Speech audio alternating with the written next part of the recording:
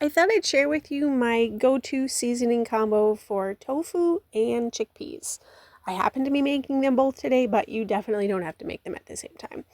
So if you like tofu, great. If you don't, great. If you want to try it again, great. I have already squeezed everything out of this tofu that I could, the liquid that is in it.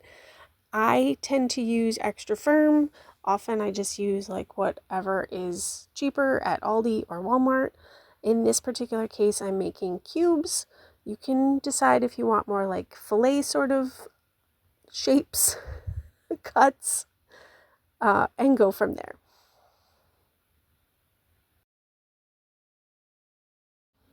There's definitely a reason why tofu is considered a sponge and will take on any flavor that you add to it. I'm going to set those aside for a minute. A trick a long time ago when I wasn't really loving tofu is a couple people told me to freeze it just in the container before I used it, and then once I froze it, thaw it out, and then go from there, and it helps make it a little firmer. So as far as the chickpeas go, I rinse and drain them, and I know a lot of people do some really great stuff with the liquid in there, the aquafaba. I have not done anything with that yet, so I'll take your tips and tricks. If you can get your chickpeas a little drier, the sauces and seasonings that we're going to put on them will stick a little better. They also have like an outer skin to them, and if you really want them to be crispier, you can go through and pick them all off. I don't usually take the time to do that, but I do pick out the ones that have already come off because they by themselves are kind of gross and have zero flavor. But if they're staying on the chickpea themselves, it's not really a big deal.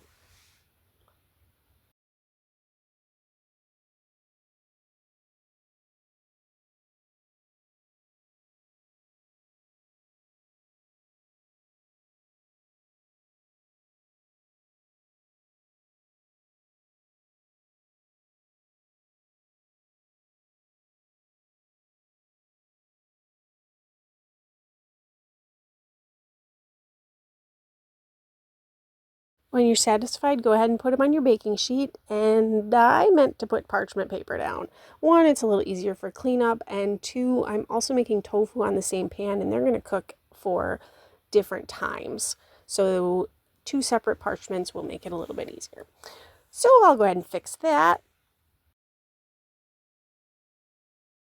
Like I said, whether I'm making one or both, this is typically my go-to toppings. Garlic and onion powder, turmeric and ground pepper, black pepper, sorry, coconut aminos, and a little bit of sriracha if you like a little bit of heat. No true measurements, just kind of get it coated. You could also use soy sauce. I'll tell you which coconut aminos I prefer. This was Target's Good and Gather, and it's not my favorite. Just sprinkle, get them coated. Ha! I almost forgot basically the star of the show is mustard and maple syrup. You can use any kind of mustard that you have. Just put a little bit on there. If you want it a little stronger in mustard, put a little bit more.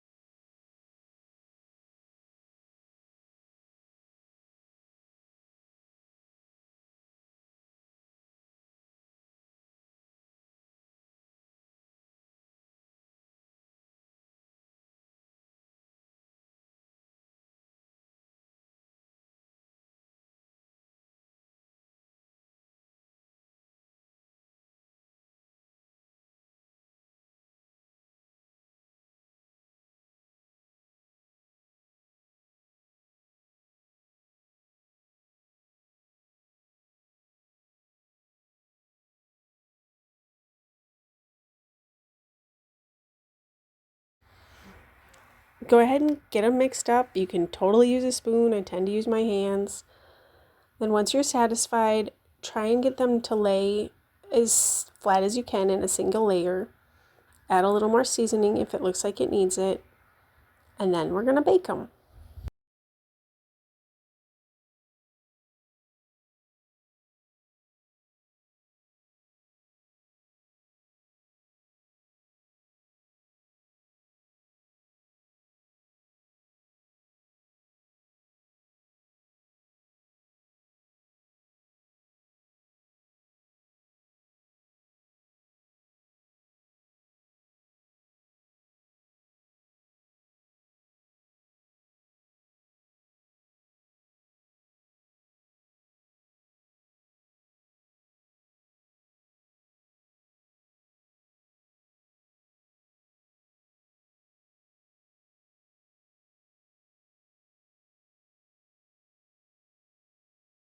Bake at 350 degrees Fahrenheit. Stir after about 10 minutes or so.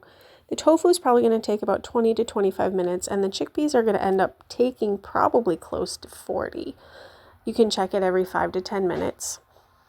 Then go ahead and eat them by themselves, add it to salads, add it to your leftovers. Today I looked in the fridge to see what I had. I had some lettuce and some peppers and some taco meat. And of course, at the end, I add a little bit of avocado mayo.